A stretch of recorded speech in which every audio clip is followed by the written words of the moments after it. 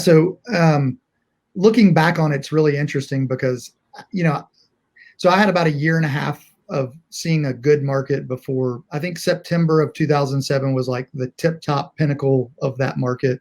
Yeah. And it kind of all went downhill from there. And I was so busy in the business that I knew there were mortgage issues. I knew people were getting all these crazy loans, but I had my head down and I was just like so set on making contacts and setting appointments that I didn't realize how bad it was until like 2010.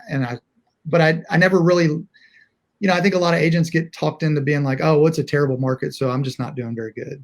I kind of filtered all that out and just kept doing what I was told was boring but successful. And what was that? What was boring and successful that you did during those years?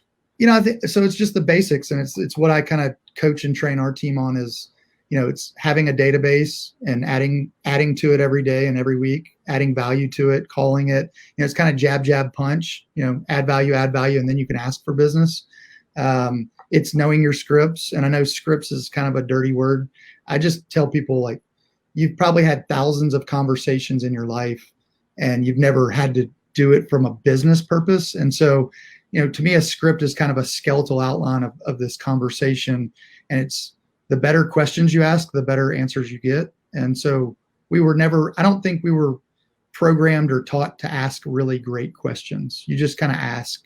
And it's so interesting if you just ask it a little bit different, how much differently packaged it is and how different of an answer that you get.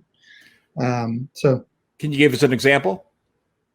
I don't have one off the top of my head. I think I think a lot of times it's, I'll think of one, but it's, I know I threw you on the spot there. So. No, it's good. I think a lot of times agents are like, for example, calling a seller and they go, I don't want to sell right now.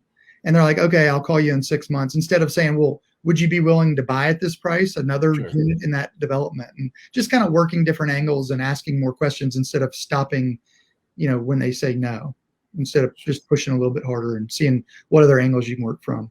The other piece is just like, besides your sphere, picking one or two lead generation sources, whether it's door knocking, open houses, expireds. I built my business on expireds. There really aren't any these days, but to me, those people had already raised their hand and said, I'm willing to pay X commission and I want to sell my house.